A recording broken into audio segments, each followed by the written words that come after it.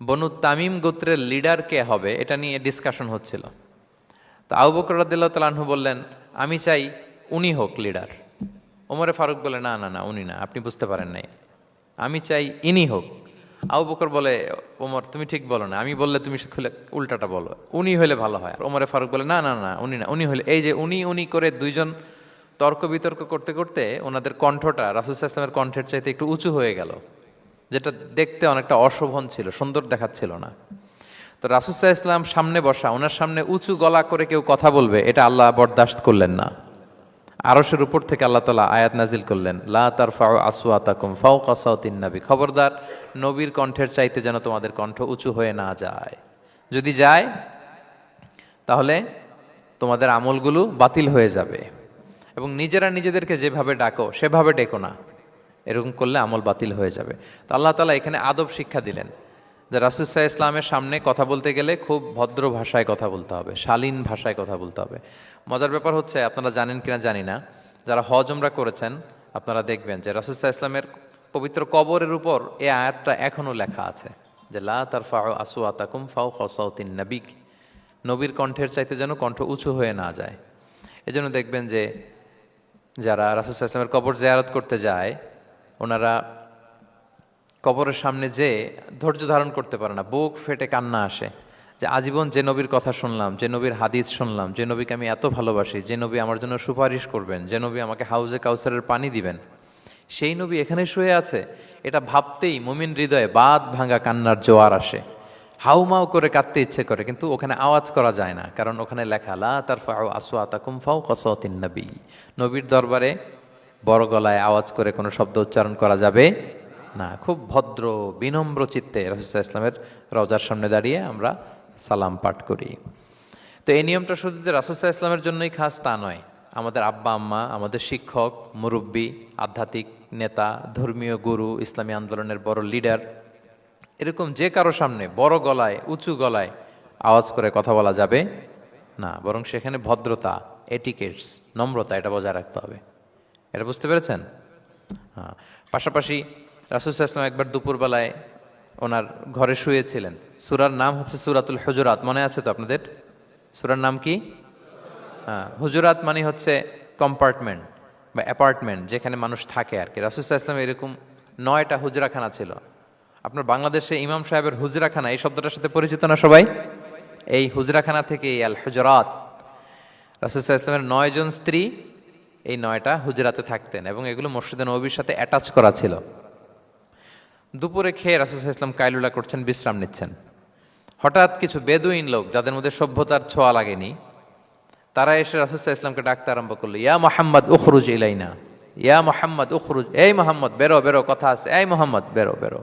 মানে কেমন যেন বন্ধুরে ডাকতেছে, মনে হচ্ছে বন্ধুকে ডাকতেছে। আল্লাহ তাআলা এটা বরদাস্ত করলেন না, বললেন খবরদার, নিজেরা নিজেদেরকে যেমনে ডাকো, নবীকে যদি অমনে ডাকো, তোমার ঈমান আমল সব বাতিল হয়ে যাবে, খবরদার, সব বাতিল হয়ে যাবে। বরং ওনাকে যখন সম্বোধন করবে তখন ডাক দিবে খুব ভদ্র ভাষায়, বলতে হবে ইয়া নবী আল্লাহ, ইয়া রসুল আল্লাহ, ইয়া হাবিব আল্লাহ, এরকম ভদ্রোচিতভাবে রাসূল সাল্লাল্লাহু আলাইহি ওয়াসাল্লামকে ডাকতে হবে। তাহলে রাসূলের সামনে কণ্ঠ উঁচু করার কারণে আল্লাহ তাআলা এই আয়াত নাজিল করলেন। এবং এই আয়াত নাজিলের পরে ওমরে ফারুক রাদিয়াল্লাহু তাআলা আনহু এত ভয় পেলেন, এরপরে রাসূল সাল্লাল্লাহু আলাইহি ওয়াসাল্লামের সামনে কথা বলতে গেলে উনি এত আস্তে কথা বলতেন, ওই যে বেশি জোরে যদি কথা বলি তাহলে আমার সব আমল বাতিল হয়ে যাবে, এত আস্তে বলতেন। রাসূল সাল্লাল্লাহু আলাইহি ওয়াসাল্লাম জিজ্ঞেস করা লাগতো, ওমর কি বললে, আবার বলো তো, একটু জোরে বলো ওমর, আরেকটু জোরে বলো, আরেকটু জোরে বলো। সুবহানাল্লাহ। মানে এত মিন মিন করে, এত ক্ষীণ ক্ষীণ শব্দে ওমর ফারুক কথা বলতে লাগলেন যে রাসূল সাল্লাল্লাহু আলাইহি ওয়াসাল্লামের বুঝতে কষ্ট হচ্ছিল কথা। তখন তিনি বলতেন, ওমর আরেকটু জোরে বলো না, কি বললে বুঝলাম না, আরেকটু জোরে বলো। ওনারা এতটা ভয় পেয়েছিলেন এই আয়াত নাজিল হওয়ার পরে। তাহলে 2 নাম্বার ইনস্ট্রাকশন হচ্ছে, মুরব্বী, শিক্ষক, উস্তাজ, ধর্মীয় গুরু, আধ্যাত্মিক নেতা, ইসলামী আন্দোলনের বড় নেতা, এরকম রেসপেক্টেড কারো সামনে উচ্চবাচ্য করে কথা বলা উচিত না। এটা আদবের খেলাফ, শিষ্টাচারের খেলাফ। আর আমরা বলেছি এই সূরাটা আমাদের শিষ্টাচার নিয়ে কথা বলে, সামাজিক রীতিনীতি, শিষ্টাচার, এটিকেটস নিয়ে কথা বলে। তাহলে এই যে 2টা ইনস্ট্রাকশন গেল। 3 নাম্বার ইনস্ট্রাকশন হচ্ছে, আল্লাহ তাআলা বললেন, ইয়া আইয়ুহাল্লাযীনা আমানু, ওহে বিশ্বাসীরা, ইন জাআকুম ফাসিকুম বিনাবাইন ফাতাবায়ানু, কোনো পাপাচারী যদি কোনো নিউজ নিয়ে আসে, বিশ্বাস করার আগে নিউজটা যাচাই করে নিও। আন তুসিবু কওমান বিজাহালাতিন ফাতুসবিহু আলা মা ফাআলতুম নাদিমিন। যদি তোমরা বিশ্বাস করে ফেলো তাহলে কোনো কওমের উপর হয়তো এমন ডিসিশন নিয়ে নিতে পারো যে ডিসিশনের কারণে পরে তোমাদেরকে পস্তাতে হবে। তাহলে 3 নাম্বার ইনস্ট্রাকশন হচ্ছে নিউজ একটা শুনলেই বিশ্বাস করা যাবে, এটাকে ভেরিফাই করতে হবে। কি করতে হবে? You have to verify and cross check the authenticity of the news. নিউজটা সঠিক কিনা আপনাকে ক্রস চেক করতে হবে, শুনলেই বিশ্বাস করা যাবে না।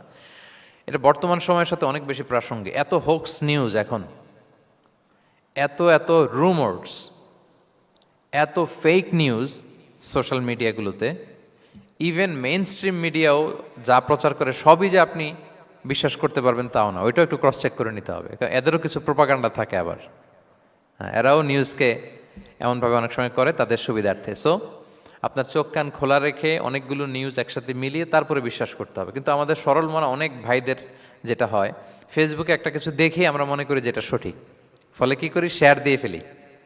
কি করি? শেয়ার দেই।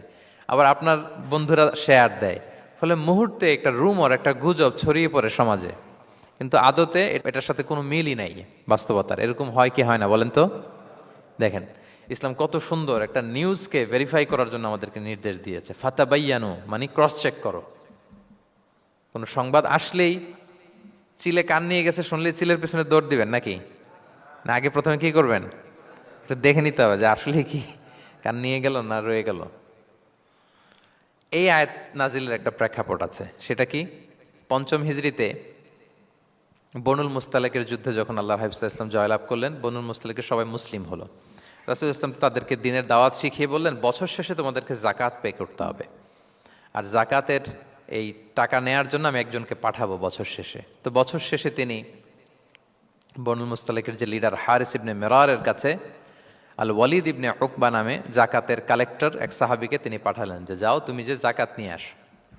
তো উনি গেলেন, উনি আসবেন শুনে বনুল মুস্তালিকের সবাই পল্লী থেকে বের হয়ে মরুভূমির মাঝখানে তলোয়ার টলোয়ার নিয়ে, ঘোড়া টোড়া নিয়ে তাকে ওয়েলকামিং রিসেপশনের জন্য, রেড কার্পেট রিসেপশনের জন্য সবাই দাঁড়ায় আছে যে নবীর সাহাবী আসবে, জাকাত কালেক্ট করতে, আমরা জাকাত দিব। এখন ওই সাহাবী যখন গেলেন, সবাইকে এরকম ঘোড়া তলোয়ার এরকম সাজসজ্জা নিয়ে দাঁড়ায় থাকার কারণে উনি ভয় পেয়ে গেলেন। উনি ভাবছে আমাদের মনে হত্যা করার জন্য দাঁড়ায় আছে। উনি আর এটা ঠিকঠাক না জেনে অ্যাবাউট টার্ন ফিরে গেলেন মদিনায়, যে বলে ইয়া রাসূলুল্লাহ, বনুল মুস্তালিক তো সব মোরতাদ হয়ে গেছে, এরা তো আর মুসলিম, এরা তো আমাকে মারার জন্য সব দাঁড়ায় আছে। আসলে বলেন তো কথাটা কি সত্য না মিথ্যা? একেবারে মিথ্যা। রাসূল সাল্লাল্লাহু আলাইহি ওয়াসাল্লাম এই কথা শুনেই বিশ্বাস করলেন সরল মনে। বিশ্বাস করেই খালিদ ইবনে ওয়ালিদ রাদিয়াল্লাহু তাআলা আনহুকে বললেন, অ্যাটাক বনুল মুস্তালিক, বনুল মুস্তালিকে অভিযান পরিচালনা করো। সাথে সাথে আল্লাহ বললেন, নবী রাখেন, আস্তে অ্যাটাক করেন, একটু থামেন নবী, একটু রাখেন। আপনি যার কাছ থেকে শুনেছেন সে মিথ্যা বলেছে, অসত্য কথা বলেছে, আসলে ঘটনা এমন নয়। আজকে তার কথার উপর বেস করে আপনি যে খালিদ ইবনে ওয়ালিদকে অভিযান পরিচালনা করতে বললেন, সে যে যদি অ্যাটাক করে কয়েকজনকে হত্যাও করে ফেলতো, এই যে রক্তপাত হতো, ব্লাড শেড, এটার দায় কিন্তু আপনি এড়াতে পারতেন, কারণ আপনি আদেশ দানকারী। আল্লাহ রাসূল সাল্লাল্লাহু আলাইহি ওয়াসাল্লামকে থামালেন আল্লাহ তাআলা আয়াত নাজিল করে যে আপনি ক্রস চেক করেন। পরে রাসূল সাল্লাল্লাহু আলাইহি ওয়াসাল্লাম ক্রস চেক করে লোক পাঠিয়ে জানলেন যে না, এমন কিছুই নয়, তারা কেউ মোরতাদ হয় নাই, সবাই তারা মুসলিমই আছে, তারা ওয়েলকামের জন্য আসছিল, উনি ভাবছে যে ওনাকে হত্যা করার জন্য দাঁড়ায় আছে। তাহলে চিন্তা করছেন যুগে যুগে এই সমস্যা আছে না নাই বলেন? রাসূল সাল্লাল্লাহু আলাইহি ওয়াসাল্লামের জীবনীতে এই ঘটনা ঘটিয়ে আমাদের চোখে আঙ্গুল দিয়ে আল্লাহ তাআলা বুঝাতে চাইলেন যে কোনো নিউজ আসলেই এটা ভেরিফাই না করে বিশ্বাস করা যাবে না। যত মেইন স্ট্রিম মিডিয়া হোক, ওটা শুনলে আপনি আরো কয়েকটা, আরো আপনার সোর্স থেকে আপনি একটু জানবেন, এরপরে আপনি বিশ্বাস করবেন। নাকি বিশ্বাস না করে শেয়ার দিবেন? দিবেন? আপনি কি জানেন যে একটা কথা শুনেই ক্রস চেক না করে অ্যাকশনে যাওয়াতে কত পরিবার ভেঙে যায়, কত সম্পর্ক ভেঙে যায়? আমাদের মধ্যে প্রবণতা আছে। আপনার ছেলের ব্যাপারে একজন একটা কথা বললো, এসে ছেলের মারপিট, জিজ্ঞেসও করেন না এটা। আপনার মেয়ের ব্যাপারে একজন এসে একটা বাজে কথা বলছে, এসেই আপনি মেয়ের সাথে খারাপ আচরণ। আপনার ওয়াইফের ব্যাপারে একজন বললো আর কি যে ভাই আপনি এখানে, ভাবিকে তো দেখলাম ওইখানে আরেকজনের সাথে, আপনি এসেই আপনার স্ত্রীর উপর চড়াও অথবা গায়ে হাত তুললেন। তো হতে পারে যে ওই ভদ্রলোক অন্য কোনো মহিলাকে দেখেছে যে দেখতে আপনার স্ত্রীর মতো, এরকম হতে পারে কি পারে না বলেন? তো এই যে আপনি ক্রস চেক না করে, ভেরিফাই না করে যে অ্যাকশনে গেলেন, এতে সমস্যা হবে না সমাজে? পরিবার ভাঙে, সমাজে সম্পর্ক নষ্ট হয়, কলহ বাঁধে। এই জন্য আল্লাহ তাআলা বলেন যে সোসাইটিটাকে যদি পিসফুল করতে চাও, ইদা জাআকুম ফাসিকুম বিনাবাইন ফাতাবায়ানু, নিউজ আসলেই বিশ্বাস করো না। You have to cross check, you have to justify and you have to verify the news. মনে থাকবে? তাহলে আজকে থেকে ফেসবুকে একটা পেলে আমরা কি করব? শেয়ার দিয়ে দিব। কি শেয়ার দিবেন না? কি করব? যাচাই বাছাই করব, ক্রস চেক করব। এখন অবশ্য ক্রস চেক করার জন্য কিছু কিছু প্ল্যাটফর্ম বেরিয়েছে, তারা অবশ্য যেগুলো খুব বেশি ছড়িয়ে পড়ে নিউজ, সেগুলো যদি ভুল হয় তারা ক্রস চেক করে তারা সামাজিক সচেতনতা তৈরি করে। তো আমরা প্রত্যেকেই দায়িত্বশীল হলে এই গুজবগুলো স্প্রেড করা থেকে আমরা বিরত থাকতে পারি। নিউজ শুনলেই আমরা এখন বিশ্বাস করব না, আগে ক্রস চেক করে নেব, তা না হলে আমরা বিপদে পড়তে পারি। কি বলেন? এমন কোনো কাজ করে ফেলতে পারি যেটার কারণে পরে লজ্জিত হব। তো আমরা আগে থেকেই সাবধান হয়ে যাই। 4 নম্বরে আল্লাহ তাআলা বললেন, ওয়া ইন তাইফাতানি মিনাল মুমিনিনা ক্তাতালু ফাসলিহু বাইনাহুমা, বিশ্বাসীদের মধ্যে 2 গ্রুপ যদি মারামারি লাগে তাহলে তুমি মিলিয়ে দাও, ইসলাহ করো, ইসলাহু যাতিল বাইন, মিলিয়ে দাও, মীমাংসা করে দাও, বিরোধ নিষ্পন্ন করে দাও।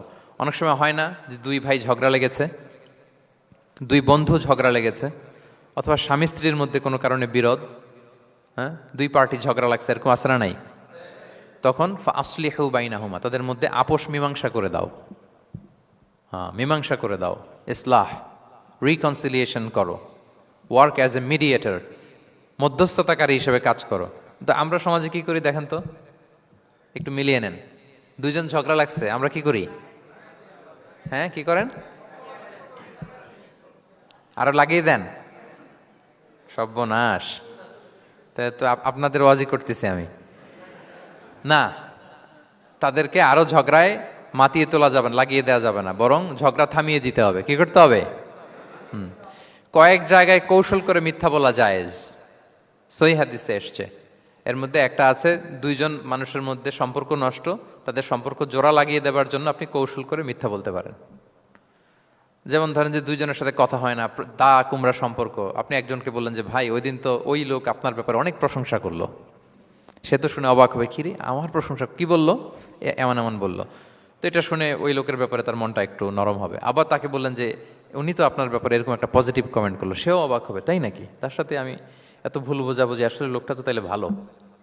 এই যে 2 জনকে আপনি এমন কিছু কথা কৌশল করে বললেন, ফলে তাদের মধ্যে একটা হৃদ্যতা তৈরি হবে। হঠাৎ দেখবেন যে একজন আরেকজনকে দেখে সালাম দিয়ে কথা বলে কোলাকুলি করে সেই আগের যেই শত্রুতা সব নিমেষে শেষ হয়ে গেছে। ঠিক কিনা বলেন?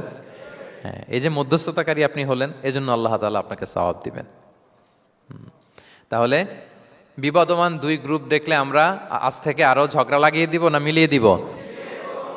রাসূল সাল্লাল্লাহু আলাইহি ওয়াসাল্লাম বলেন, আলা উখবিরুকুম বিআফদালা দারাজাতিন মিন সাদাকাতি ওয়াস সিয়ামি ওয়াস সালাহ, নামাজ, রোজা, সাদাকা, এর চেয়েও একটা বড় মর্তবার ভালো কাজ আছে, সেটা কি আমি তোমাদের বলবো না?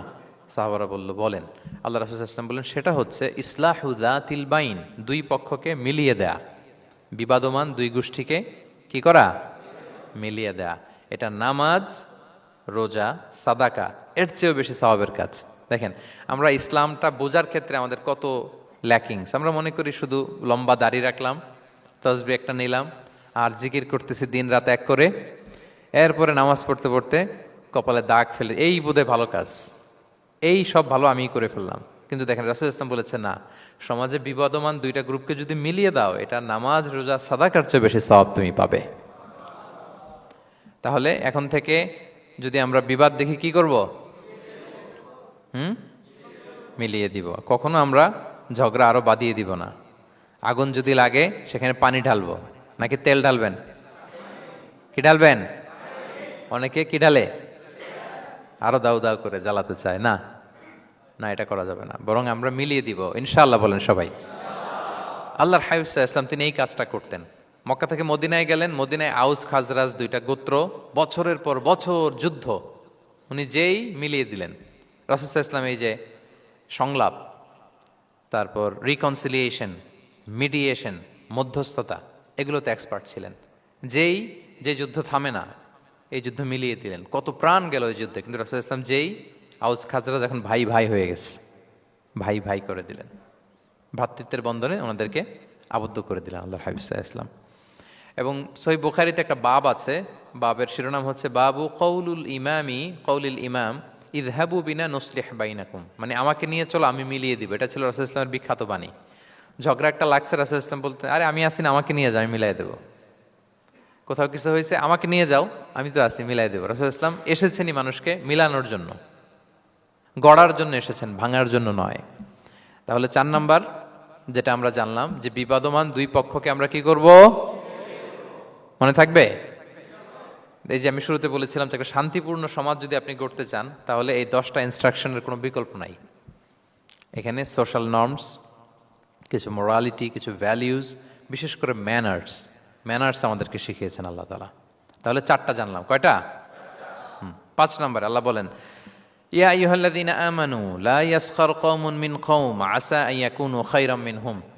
ওহে বিশ্বাসীরা, তোমরা একে অপরকে তুচ্ছ তাচ্ছিল্য করো না, হাসি ঠাট্টা করো না, কাউকে সুখরিয়া মানে কাউকে তুচ্ছ করা, কাউকে নিয়ে ব্যঙ্গ করা, হাসি তামাশা করা, এটা করো না, এটা কবিরা গুনাহ। মানে এমন কোনো কথা বলো না যাতে তোমার ভাইয়ের মনে কষ্ট হয়, এরকম কিছু বলা যাবে না। আমরা অনেক সময় এটা করে ফেলি, এমন কথা বলি যেটাতে আরেক ভাই বা আরেক বোন কষ্ট পায়। আমরা খুব সিম্পলি বলি, কিন্তু এটা কবিরা গুনাহ। এটা কি? বিশেষ করে তার আকৃতি নিয়ে আপনি কিছু বলতে পারবেন না, এটা বড় কবিরা গুনাহ। এটাকে বডি শেমিং বলে। কি বলে? বডি শেমিং হারাম। কারণ বডি স্ট্রাকচার, এটাকে আমার ইচ্ছে মতো হয়েছে না আল্লাহ বানাইছে? আচ্ছা, আপনি যে এত সুন্দর ফর্সা, কে বানালো? হ্যাঁ, আবার আরেকজন যে একটু শ্যাম বর্ণের, তাকে কে বানালো?